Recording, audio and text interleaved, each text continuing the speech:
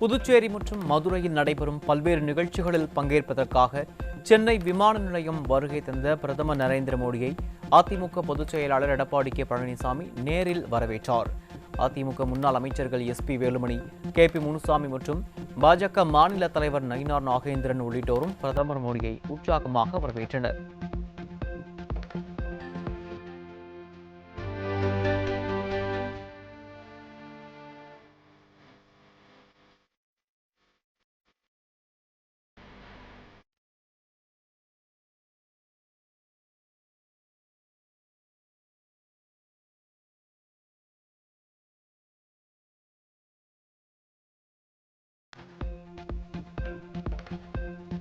தென் தமிழகமே அதிரப்போகும் மதுரையில் மாபெரும் மாநாட்டிற்காக பிரம்மாண்டமாக தயாராகும் திடல். அதிமுக தலைமையிலான தேசிய ஜனநாயக கூட்டணியின் 2வது பிரம்மாண்ட மாநாட்டிற்கான இறுதிக்கட்ட பணிகள் தீவிரம்.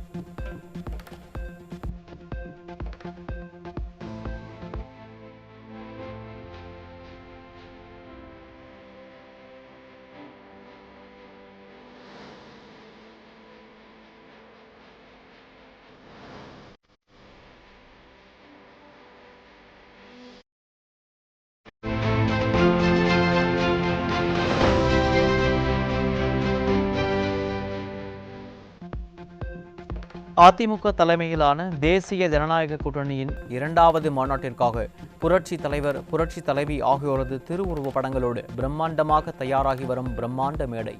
அரசியல் அரங்கில் திருப்புமுனையாக அமைந்த கழகத்தின் பொன்விழா மாநாட்டைப் போல இந்த மாநாடும் வரலாறு பேசும் வெற்றி மாநாடாக அமையும் என தொண்டர்கள் உற்சாகம். மதுரையில் பிரதமர் மோடி பங்கேற்கும் தேசிய ஜனநாயக கூட்டணி கட்சிகளின் பிரம்மாண்ட மாநாட்டிற்கான இறுதிக்கட்ட பணிகளை மத்திய அமைச்சர் பியூஷ் கோயல் நேரில் ஆய்வு. முன்னாள் அமைச்சர் எஸ்.பி. வேலுமணி உள்ளிட்ட அதிமுக தலைவர்கள் மற்றும் கூட்டணி கட்சி தலைவர்கள் ஆய்வின் போது உடனிருந்தனர்.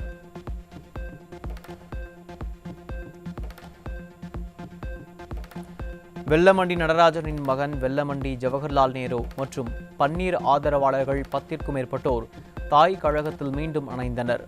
சென்னை பசுமை வழிச்சாலையில் உள்ள இல்லத்தில் அதிமுக பொதுச் செயலாளர் எடப்பாடி கே பழனிசாமியை நேரில் சந்தித்து கழகத்தில் இணைந்தனர்.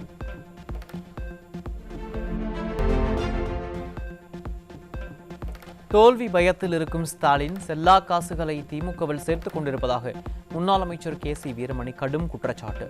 ஸ்டாலின் தேர்தல் வருகிற போது மட்டுமே புதிய திட்டங்களை அறிவிப்பதாகவும் கடும் குற்றச்சாட்டு.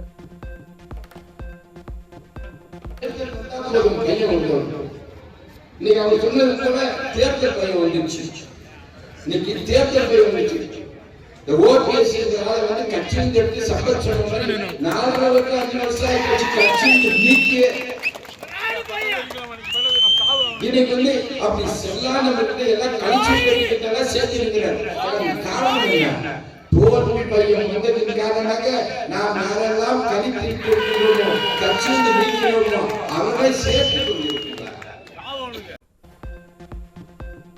பன்னீர் ஆதரவாளரான கொளத்தூர் கிருஷ்ணமூர்த்தி தாய் கழகமான அதிமுகவில் இணைந்தார்.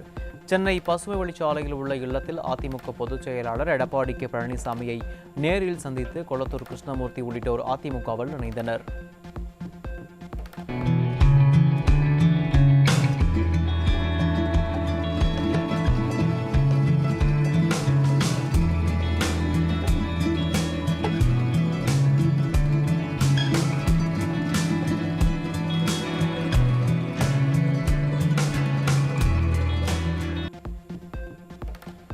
வீட்டில் உள்ளவற்றை அடமானம் வைத்து போதைப் பொருட்களை பயன்படுத்தும் நிலைக்கு தமிழகத்தை தள்ளியுள்ள திமுக அரசு தேர்தல் வாக்குறுதிகளை நிறைவேற்றவில்லை என அதிமுக முன்னாள் அமைச்சர் தங்கமணி குற்றச்சாட்டு. நாமக்கல் மாவட்டம் பள்ளிப்பாளையத்தில் நடைபெற்ற புரட்சி தலைவியின் பிறந்தநாள் பொதுக்கூட்டத்தில் பேசிய அவர், திமுக அரசு எந்த ஒரு பெரிய திட்டத்தையும் கொண்டு வரவில்லை என சாடல்.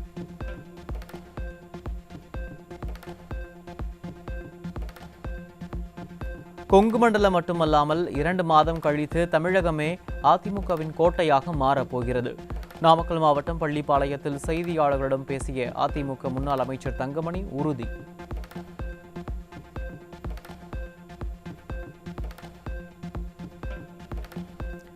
பிரதமர் மோடி மதுரை திருப்பரங்குன்றம் கோயிலில் சாமி தரிசனம் செய்ய உள்ள நிலையில் பிரதமரின் சிறப்பு பாதுகாவலர்கள் ஆய்வு. 2வது நாளாக ஆய்வு செய்த பாதுகாப்பு குழுவினர் கோயில் நிர்வாகிகளிடம் ஆலோசனை.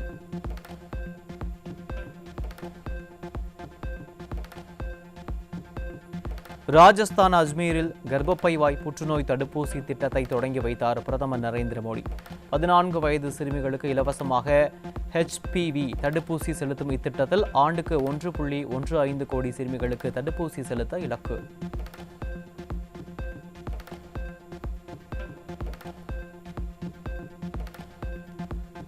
மதுரையில் நடைபெறும் தேசிய ஜனநாயக கூட்டணியின் மாபெரும் மாநாட்டில் அதிமுக பொதுச் செயலாளர் எடப்பாடி கே பழனிசாமியும் முக்கிய உரையாற்ற உள்ளதாக மத்திய அமைச்சர் பியூஷ் கோயல் பேட்டி. தமிழக தேர்தல் களத்தில் தேசிய ஜனநாயக கூட்டணியின் வலிமையை காட்டும் நிகழ்வாக இது அமையும் என கருத்து.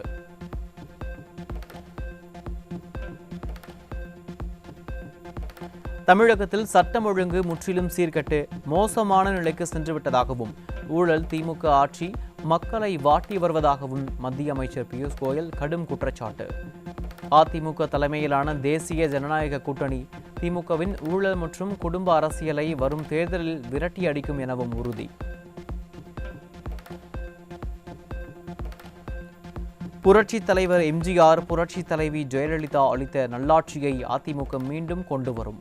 திமுக ஆட்சியை முடிவுக்கு கொண்டு வந்து மக்கள் நல்லாட்சியை நிலைநாட்டுவோம் என்றும் மத்திய அமைச்சர் பியூஷ் கோயல் மதுரை விமான நிலையத்தில் செய்தியாளர்களுக்கு அளித்த பேட்டியில் உறுதி.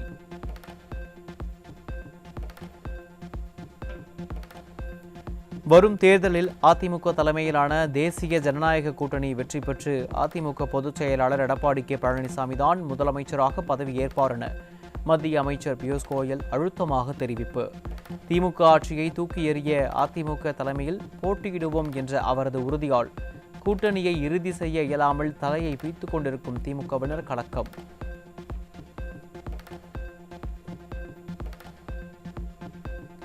திருப்பரங்குன்றம் மலை மீது தீபம் ஏற்றாதது அவமானம் என மதுரையில் மத்திய அமைச்சர் பியூஷ் கோயல் சாடல். தமிழக மக்களின் கலாச்சாரத்தையும் பாரம்பரியத்தையும் இறையாண்மையையும் திமுக அரசு கெடுத்து விட்டதாகவும் மத்திய அமைச்சர் குற்றச்சாட்டு.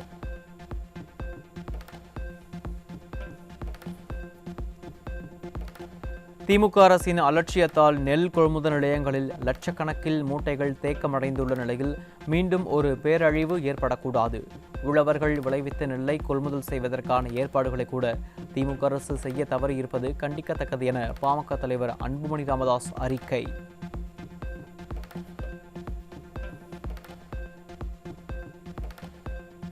தனியார் மருத்துவக் கல்லூரிகளில் பயிலும் பட்டியலின பழங்குடியின மாணவர்களுக்கான கல்வி கட்டணத்தை மத்திய அரசே வழங்கும் நிலையில் 5ஆம் ஆண்டுக்கான கல்வி கட்டணத்தை 4ஆம் ஆண்டிலேயே கட்ட நிர்பந்திக்கும் கல்லூரிகள். இதை தடுக்க வேண்டிய தமிழக அரசு எந்த நடவடிக்கையும் எடுக்காமல் தனியார் கல்லூரிகளுக்கு சாதகமாக நடப்பதாக பாமக தலைவர் அன்புமணி ராமதாஸ் கண்டனம்.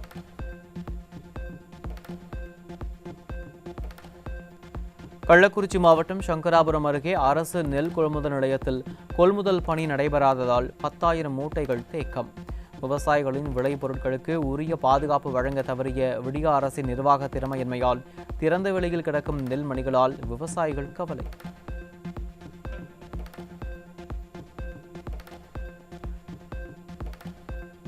பிரதமர் மோடி திருப்பரங்குன்றம் செல்ல உள்ள நிலையில் அச்சத்தில் இருக்கும் ஸ்டாலின் அர்ச்சகர்களுக்கு 1000 ரூபாய் அவசரமாக நிவாரணம் அறிவித்து நாடகம். தீபம் ஏற்றும் விவகாரத்தில் கொல்லிக்கட்டையை கொண்டு தலையை சொரிந்து கொண்ட கதையாக தவறான அரசியல் செய்த திமுக மக்களின் அதிருப்தியை சமாளிக்க நாடகமாடுவதாக அர்ச்சகர்கள் விமர்சனம்.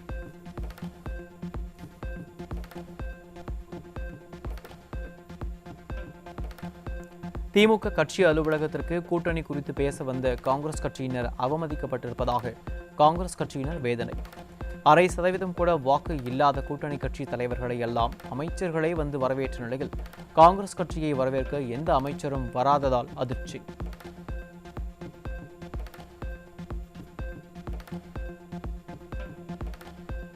திமுக காங்கிரஸ் இடையேயான முதற்கட்ட கூட்டணி பேச்சுவார்த்தையின் போது ஸ்டாலின் வருவதற்குள் அவசரமாக கிரீஸ் ஓடங்கர் வெளியேறியதால் காங்கிரஸ் கட்சியினர் அதிர்ச்சி. வரவேற்பும் முறையாக இல்லை, வழியனுப்பவும் ஆள் இல்லை, சுயமரியாதையற்ற இக்கூட்டணி தேவையா என காங்கிரஸ் தொண்டர்கள் ஆதங்கம்.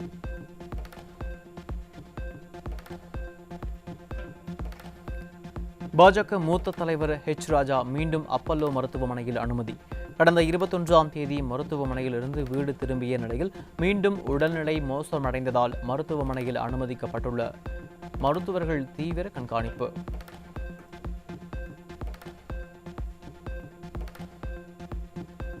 சென்னை அயனாவரத்தில் வீட்டிற்குள் புகுந்த காமுகன் 7 வயது சிறுமியை பாலியல் துன்புறுத்தல் செய்ததில் பாதிக்கப்பட்ட சிறுமி மருத்துவமனையில் அனுமதி.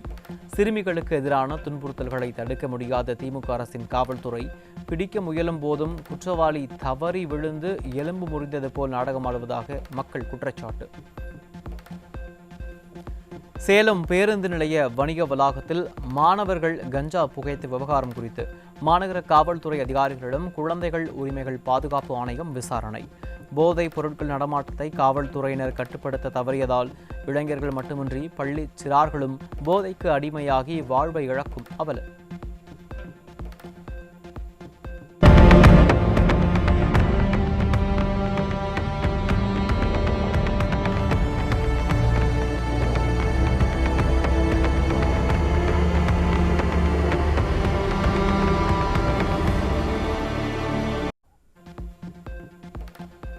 தாம்பரம் காவல் ஆணையரக சரகத்தில் கடந்த 1 மாதத்தில் மட்டும் 900 கிலோ கஞ்சா பிடிபட்டதாக வெளியான தகவல் இன்னும் பெருமளவு போதைப் பொருட்கள் பிடிபடாமல் சமூகத்தில் பரவியிருப்பதை வெளிப்படுத்துகிறது.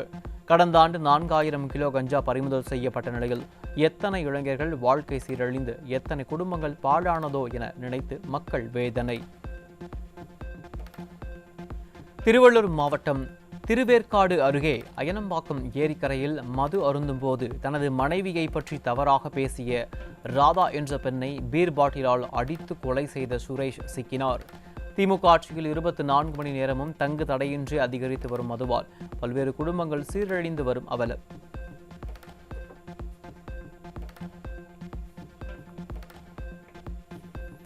முன்னாள் முதலமைச்சர் OPS என்னிடம் வாங்கிய கடனை இந்நாள் முதல்வர் மீட்டு தருவாரா என கும்பகோணம், திருப்புவனம் சுற்றுவட்டார பகுதிகள் முழுவதும் ஒட்டப்பட்டுள்ள போஸ்டரால் பரபரப்பு. தலைவர்களின் படங்கள் தங்க ஜரிகையால் நெய்யப்பட்ட பட்டு புடவைகளுக்கான 3 லட்சம் ரூபாயை இதுவரை வழங்கவில்லை என குற்றம் சாட்டி போஸ்டர்.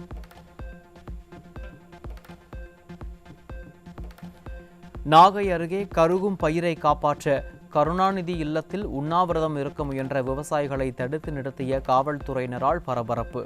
வெள்ளை ஆற்றில் கூடுதல் தண்ணீர் திறக்க வேண்டி நீர்வளத்துறை அதிகாரிகளிடம் பலமுறை புகார் கொடுத்தும் எந்தவித நடவடிக்கையும் எடுக்காததால் விவசாயிகள் ஆத்திரம்.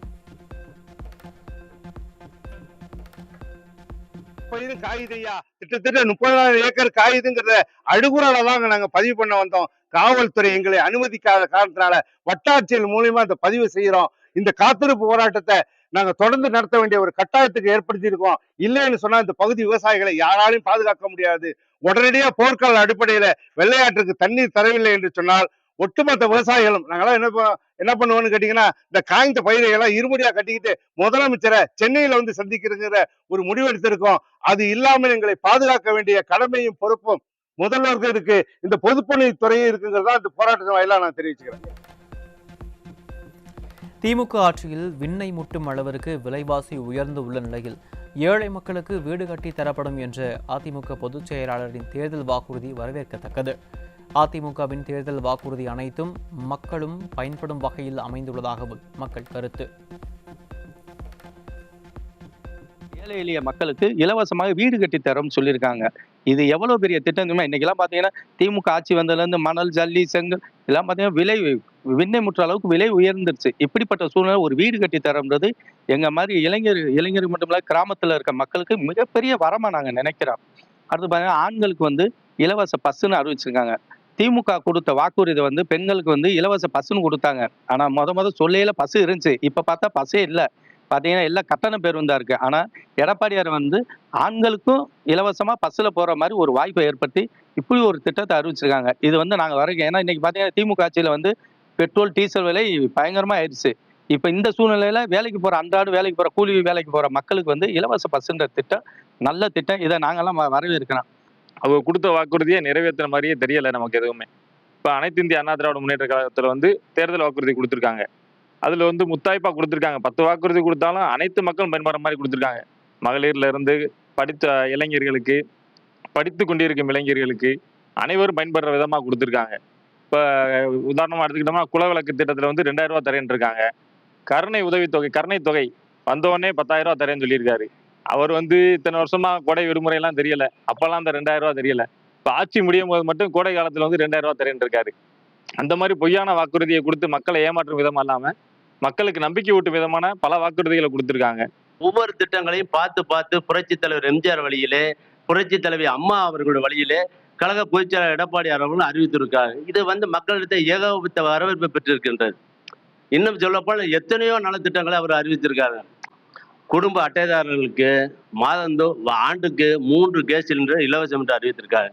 இது குடும்ப தலைவர்களுடைய பணச்சுமையை மிகவும் குறைக்கின்ற விதமாக இருக்கிறது. அடித்தட்டு மக்கள்களை பார்த்து பார்த்து அவருடைய நலனில் அக்கறை கொண்ட விதமாக இந்த தேர்தல் அறிக்கை உள்ளது.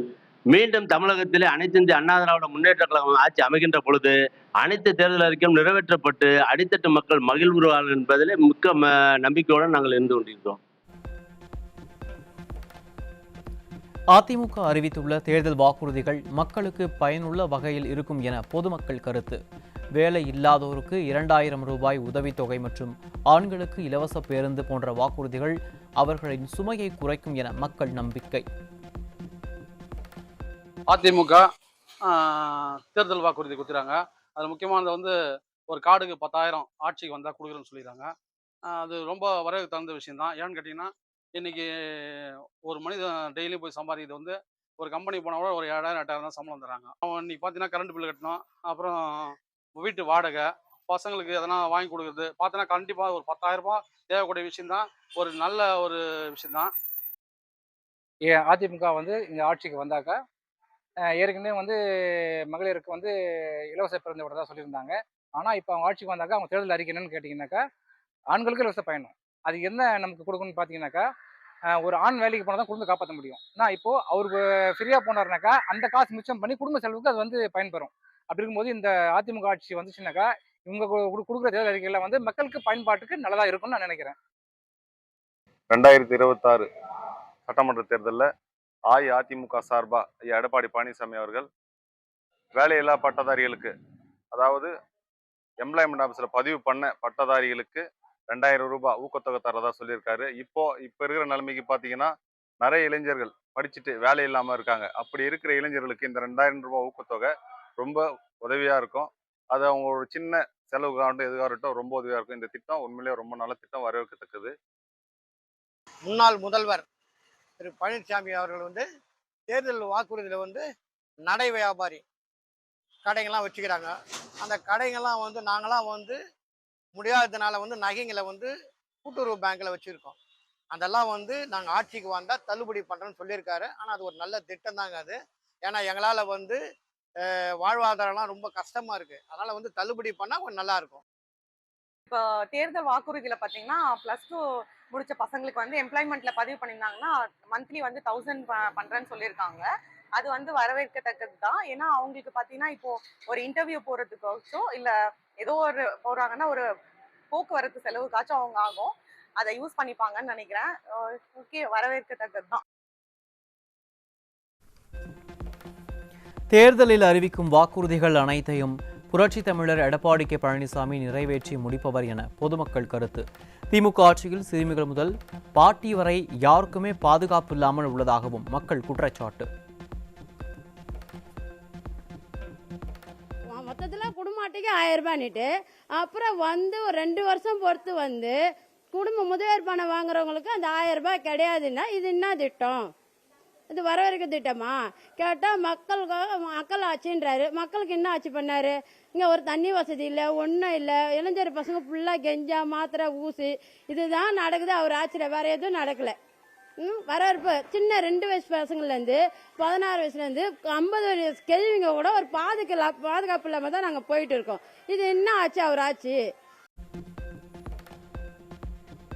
வந்து உதவி செஞ்சாலும் அது ரொம்ப சந்தோஷம் தான். அவங்க எடப்பாடி திருப்பி நம்ம ஆட்சிக்கு வந்தாலுமே அவர் நிறைய பண்ணுவார். இது இருக்க பண்ணவர் தான். அது திருப்பி வந்தாலும் நிறைய பண்ணுவாருன்ற நம்பிக்கை இருக்கு. சென்னை 1000 விளக்கு சட்டமன்ற தொகுதி 113வது வார்டு பகுதியில் புதிய ஆரம்ப சுகாதார நிலைய திறப்பு விழாவில் திமுகவினர் கோஷ்டி மோதல். வரவேற்பு பேனர்களில் கவுன்சிலர் பெயர் இடம்பெறாததால் திமுக மாவட்ட செயலாளர் சிற்றரசு கோஷ்டியினர் அராஜகத்தில் ஈடுபட்டு சொந்த கட்சி பேனர்களை கிழித்து அடாவடி.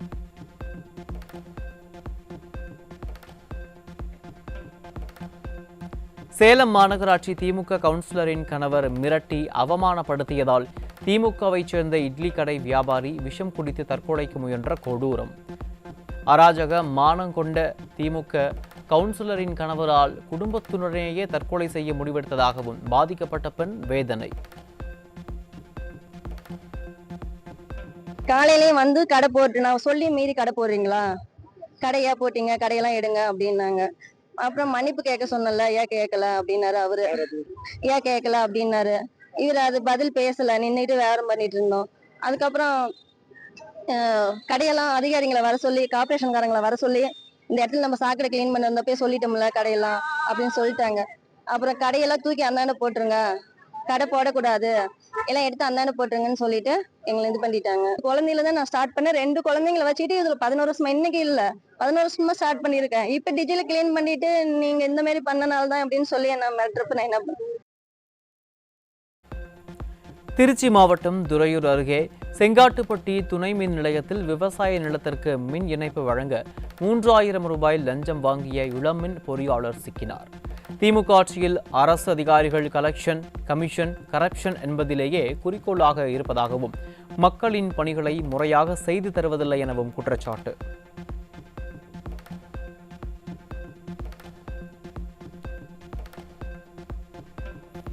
திருப்பத்தூர் மாவட்டம் ஆம்பூர் அடுத்த சோலூர் பகுதியில் கூலி வேலை செய்து பிழைத்து வரும் மூதாட்டியின் வீட்டில் நகை மற்றும் பணம் கொள்ளையடிக்கப்பட்ட சம்பவத்தால் அதிர்ச்சி. திமுக ஆட்சியில் காவல்துறை முறையாக ரோந்து பணிகளை மேற்கொள்ளாததால் கொள்ளையர்கள் பெருகியுள்ள நிலையில் பாடுபட்டு உழைத்து சேர்த்த பணத்தை இழக்கும் பொதுமக்கள்.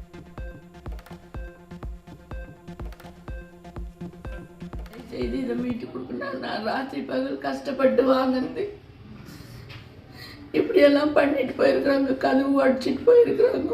2 பேரை எடுத்துட்டு வந்து தயவுசெய்து எப்படியாவது இது மீட்டு கொடுங்கன்னு தயவா கேட்டுக்கிறேன், கெஞ்சி கேட்கிறேன்.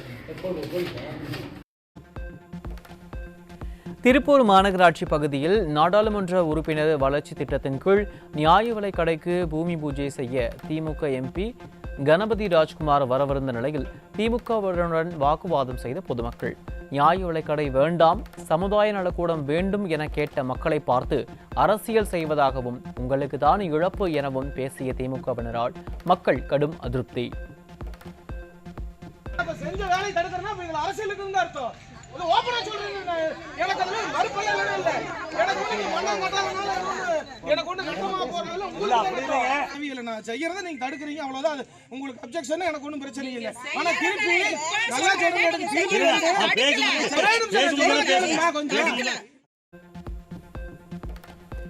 சென்னை ராயப்பேட்டையில் காவல் நிலையம் எதிரிலேயே காவலர்களை மிரட்டி அடிக்க பாய்ந்து திமுக மாவட்ட துணை செயலாளர் உள்ளிட்ட திமுகவினர் அடாவடி.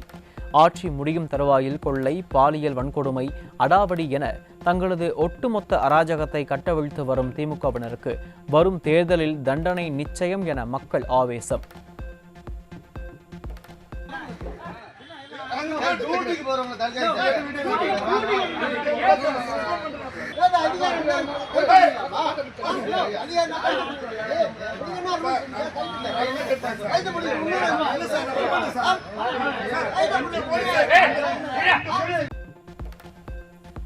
நாகர்கோவில் அருகே வீட்டை சேதப்படுத்தி 70 லட்சம் ரூபாய் மதிப்புள்ள நகை, பணத்தை சூறையாடிய வழக்கில் உதவி ஆய்வாளர், தாவேக்க நிர்வாகி உள்ளிட்ட 7 பேர் மீது வழக்கு பதிவு செய்தும் கைது செய்யாத அவலம்.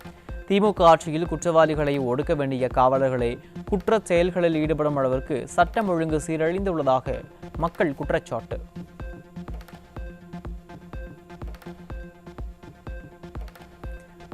மயிலாடுதுறை அரசு மருத்துவமனை அருகே செயல்பட்டு வரும் அம்மா உணவகத்தின் சமையல் கூடத்தை கழிவுநீர் சூழ்ந்துள்ளதால் சுகாதார சீர்கேடு ஏற்படும் அபாயம் உள்ளதாக மக்கள் அச்சம். அரசியல் காழ்ப்புணர்ச்சி காரணமாக திமுக அரசு அம்மா உணவகங்களை முறையாக பராமரிப்பதில்லை என மக்கள் வேதனை.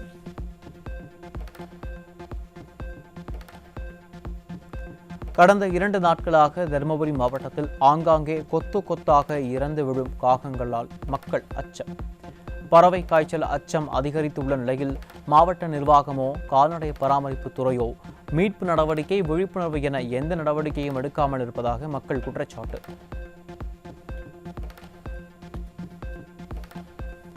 தமிழக அரசு காவல்துறையில் 20 IPS அதிகாரிகள் பணியிட மாற்றம். டேவிட்சன் தேவாசிர்வாதம் ஊழல் தடுப்பு இயக்குநராகவும், ஜெயராம் சிவில் பாதுகாப்பு இயக்குநராகவும், பவானீஸ்வரி தலைமையக இன்ஸ்பெக்டர் ஜெனரலாகவும் நியமனம்.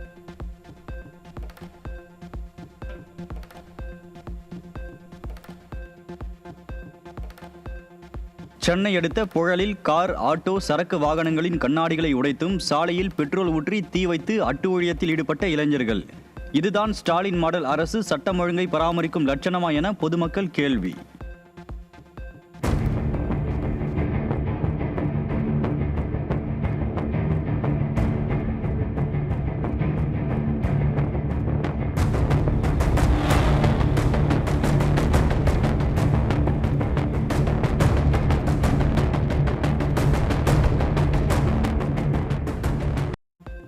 கள்ளக்குறிச்சி மாவட்டம் உளுந்தூர்பேட்டை அருகே காந்திநகர் ரயில்வே கேட் பகுதியில் பீடி கேட்டு முதியவரை விரட்டிச் சென்று தாக்கிய போதை இளைஞர்கள்.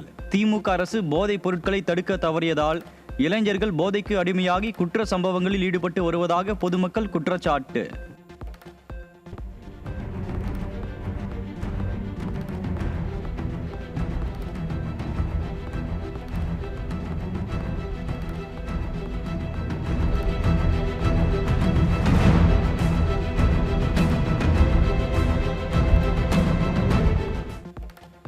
சிவகங்கை மாவட்டம் தேவக்கோட்டை அருகே திடக்கோட்டை கிராமத்தில் திமுக நிர்வாகி தனது விவசாய நிலத்தில் இருந்து மணலை அள்ளி சேதப்படுத்தியுள்ளதாக பாதிக்கப்பட்ட பெண் புகார்.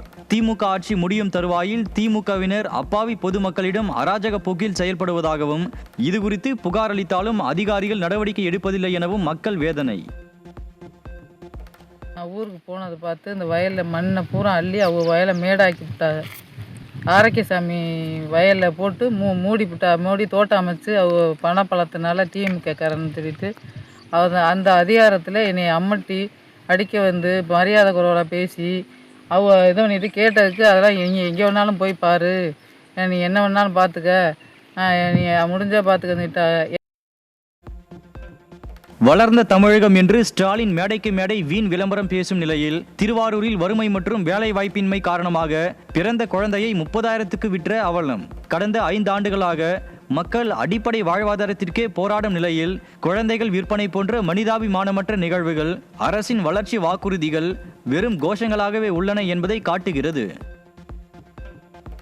சென்னையில் உழைப்போர் உரிமை இயக்கம் சார்பில் தூய்மை பணியாளர்களுக்கு நீதி கேட்டு ராஜரத்தின மைதானத்தில் இருந்து கோட்டையை நோக்கி பேரணி. தூய்மை பணியாளர்களை திமுக அளித்த தேர்தல் வாக்குறுதி 153 மற்றும் 285 படி பணி நிரந்தரம் செய்ய கோரி திமுக கூட்டணி சங்கத்தினரும் பங்கேற்று பேரணி. தேனி மாவட்டம் கீழ வடகரை ஊராட்சி ஸ்டேட் பேங்க் காலனி உள்ளிட்ட பகுதிகளில் வசிக்கும் 2000க்கும் மேற்பட்ட குடும்பங்களுக்கு வீட்டுமனை பட்டா கோரி பல்வேறு அலுவலகங்களில் மனு அளித்தும் நடவடிக்கை இல்லை என குற்றச்சாட்டு. திமுக அரசு பட்டா வழங்க மறுப்பதால் வரும் தேர்தலை முழுமையாக புறக்கணிப்போம் என பேனர் வைத்து எச்சரிக்கை விடுத்துள்ளதால் சுமார் 5000 வாக்காளர்கள் பங்கேற்காத நிலை ஏற்படும் அச்சம். தஞ்சாவூர் மாவட்டம் பாபநாசம் தாலுகா காந்தவனம் கிராமத்தில் சாலையின் நடுவே ஆபத்தான நிலையில் காட்சியளிக்கும் மின்கம்பத்தால் பொதுமக்கள் அச்சம். கிராமத்தில் கட்டி கொடுக்கப்பட்ட தொகுப்பு வீடுகள் சேதமடைந்துள்ளதாகவும், போதிய பேருந்து வசதி இல்லாததால் சுமார் 4 கிலோமீட்டர் வரை நடந்து செல்லும் அவலம் உள்ளதாகவும் மக்கள் குற்றச்சாட்டு. எங்கள் ஊருக்கு வந்து பஸ் ஃபெசிலிட்டிஸ் கிடையாது. இங்கே இருக்கிற பெண்கள் எல்லாருமே வந்து வேலைக்கு போகிற பெண்கள் எல்லாரும் நடந்து தான் போகிறாங்க. 4 கிலோமீட்டர் வரைக்கும் நடந்து போகிறாங்க. எங்கள் பக்கத்தில் கொத்தங்கொடி, நிம்மலி, களஞ்சேரி இந்த மாதிரி இது வரைக்கும் 4 கிலோமீட்டர் வரைக்கும் நடந்து போகிறாங்க. அவங்களுக்கு தேவையான எந்த ஒரு ஃபெசிலிட்டிஸுமே கிடையாது. எங்கள் வில்லேஜில் எல்லாருமே வீடு வசதி கிடையாது. சம்பள உயர்வு உள்ளிட்ட கோரிக்கைகளை வலியுறுத்தி திண்டுக்கல் மாவட்டம் கொடைக்கானல் மூஞ்சிக்கல் சாலையை முற்றுகையிட்டு 2வது நாளாக தூய்மை பணியாளர்கள் வேலை நிறுத்த போராட்டம். பேச்சுவார்த்தை தோல்வியால் நகரம் முழுவதும் குப்பைகள் குவிந்து துர்நாற்றமும் நோய் பரவும் அபாயமும் ஏற்பட்டுள்ள நிலையில் சுற்றுலா கடுமையாக பாதிப்பு. திருவள்ளூர் மாவட்டம் பன்னூர் கிராமத்தில் சத்துணவு சமையலருக்கு அரசு வழங்கும் சம்பளத்தை சம்பந்தமில்லாத நபரின் வங்கி கணக்கிற்கு வரவைத்து அதை சிலர் பங்கு போட்டு முறைகேடு. கிராம மக்கள் முறையிட்டதற்கு அரசியல் தலையீடு இருப்பதால் தங்களால் ஒன்றும் செய்ய முடியாது என்று அரசு அதிகாரிகள் கைவிரித்ததாகவும் குற்றச்சாட்டு. சத்துணவு ஆசிரியர்கள் மற்றும் இருக்கக்கூடிய அந்த சமையல் வேலையாட்கள் வந்துட்டு ரிட்டையர்ட் ஆகிட்டு 2 வருஷத்துலேருந்து 6 வருஷம் வரைக்கும் ஆயிடுச்சு. அங்கே வந்துட்டு பணியிடங்களை நிரப்பாமலேயே ஏற்கனவே காலாவதியான ஆட்களை வச்சே வந்துட்டு ஊதிய முறைகேட்டில் அதிகாரிகளும் இயங்கிக்கிட்டு வர்றாங்க. இந்த முறைகேட்டில் ஈடுபட்ட அரசு அதிகாரிகள் மேலேயும் இதில் வந்துட்டு திமுகவினுடைய கட்சி நிர்வாகிகள் இணைஞ்சு வேலை செஞ்சு இந்த ஊழல் முறைகேட்டில் நடந்ததாக நாங்கள் தெரிஞ்சுக்கிடுறோம். ஆகவே இது சார்ந்து மாவட்ட ஆட்சித்தலைவர் சரியான நடவடிக்கை எடுத்து ஊழல் செய்த நிர்வாகிகள் மேலும் ஊழல் செய்த அதிகாரிகள் மீதும். மதுரை மாவட்டம் சோழவந்தான் பகுதியில் வீட்டின் முன்பு கட்டி வைக்கப்பட்டிருந்த பசுமாடு அருகில் இருந்த மின்கம்பத்தில் இருந்து மின்சாரம் தாக்கி பரிதாபமாக உயிரிழப்பு. மின்கம்பத்தில் இருந்து மின்கசிவு ஏற்படுவதாக பொதுமக்கள் பலமுறை புகார் அளித்தும் திமுக அரசின் மின்துறையினர் அலட்சியமாக இருப்பதால் அசம்பாவிதம் ஏற்படுவதாக மக்கள் குற்றச்சாட்டு. ராணிப்பேட்டை மாவட்டம் அரக்கோணம் அருகே வீட்டுமனை பட்டா, குடிநீர், சாலை வசதி கோரி பொதுமக்கள் சாலை மறியல். எல்லோருக்கும் எல்லாம் என மேடையில் மட்டும் வசனம் பேசும் ஸ்டாலின் மக்களுக்கு அடிப்படை வசதிகளை கூட செய்து கொடுக்க திறனற்று அவல ஆட்சியை நடத்தி வருவதாக மக்கள் சாடல். பணி நிரந்தரம், மாதாந்திர ஓய்வூதியம் உட்பட 10 அம்ச கோரிக்கைகளை வலியுறுத்தி தமிழ்நாடு ஒழுங்குமுறை விற்பனை கூட எடைப்பணி தொழிலாளர் சங்கத்தினர் சென்னை எழும்பூரில் போராட்டம். தங்களது கோரிக்கைகளுக்கு அரசு செவி சாய்க்கவில்லை என்றால் தமிழகம் முழுவதும் தொடர் போராட்டத்தில் ஈடுபட போவதாக எச்சரிக்கை. எங்களுக்கு பணி நிரந்தரம் வேண்டும், மருத்துவ காப்பீடு வேண்டும், வேலைவாய்ப்பிலே முன்னுரிமை வழங்க வேண்டும் என்கிற இந்த 10 அம்ச கோரிக்கைகளை வைத்து நடத்தக்கூடிய போராட்டத்தின் மீது அரசாங்கம் செவிசாய்த்து நடவடிக்கை எடுக்க தயங்கும் என்று சொன்னால் எடைப்பணி தொழிலாளி தமிழ்நாடு முழுவதும் இருக்கக்கூடிய நம்முடைய ஒழுங்குமுறை விற்பனை கூடங்களில் வேலை நிறுத்தத்தில் ஈடுபடுவோம்.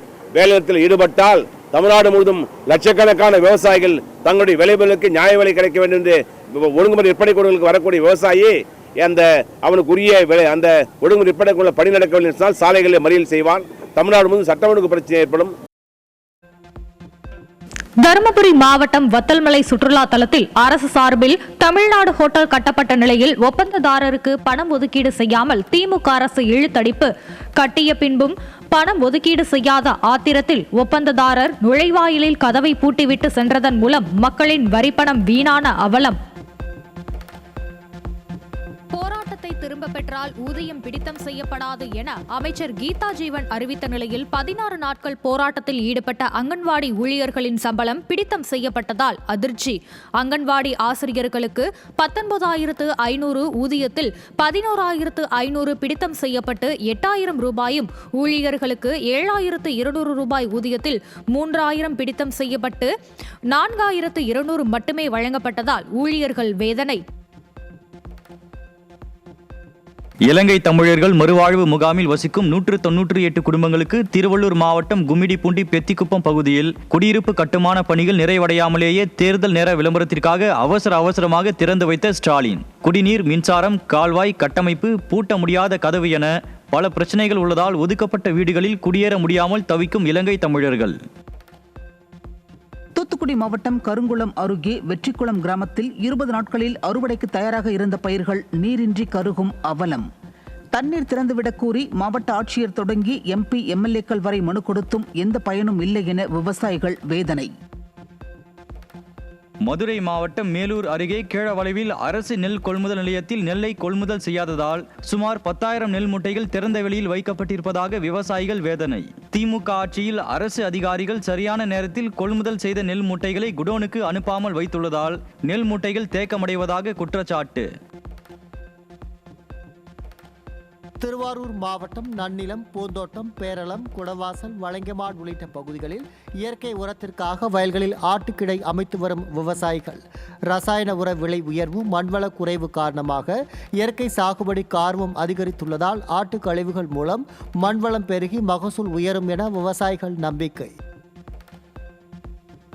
தருமபுரி மாவட்டம் நெல்லம்பள்ளி அருகே மயானத்திற்கு செல்ல சாலை வசதி ஏற்படுத்தி தரக்கோரி இறந்தவர் சடலத்தோடு கிராம மக்கள் சாலை மறியல் போராட்டம். கரடுமுரடான ஓடைப்பாதையை கடந்து சென்று உடலை தகனம் செய்த மக்கள் விரைந்து சாலை அமைக்கப்படவில்லை எனில் பெரும் போராட்டம் நடத்தப்படும் என எச்சரிக்கை.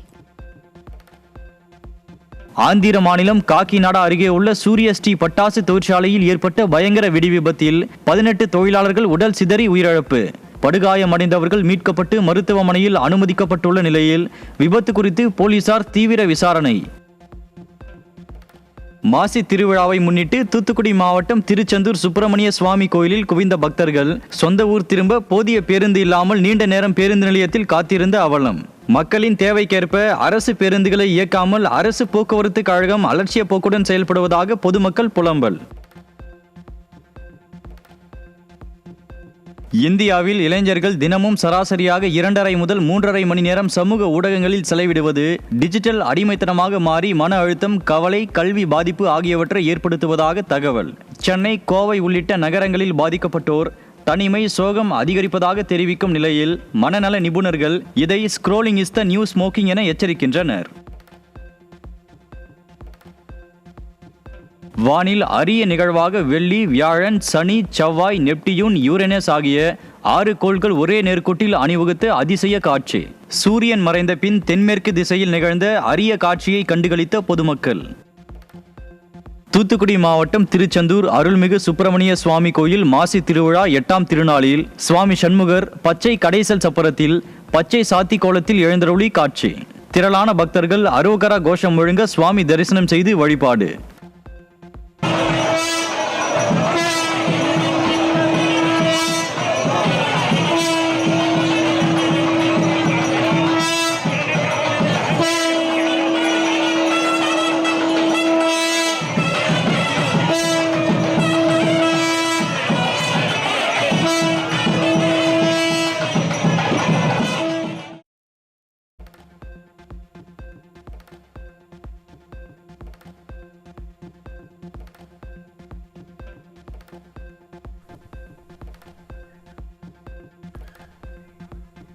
மார்ச் 5ஆம் தேதி வரை மேற்கு தொடர்ச்சி மலை மாவட்டங்களில் ஓரிரு இடங்களில் இடி மின்னலுடன் மழைக்கு வாய்ப்பு. அடுத்த 7 நாட்களுக்கு தமிழகம், புதுவை மற்றும் காரைக்கால் பகுதிகளில் குறைந்தபட்ச வெப்பநிலை இயல்பை விட 2 to 3 டிகிரி செல்சியஸ் அதிகமாக இருக்கக்கூடும் என வானிலை ஆய்வு மையம் தகவல்.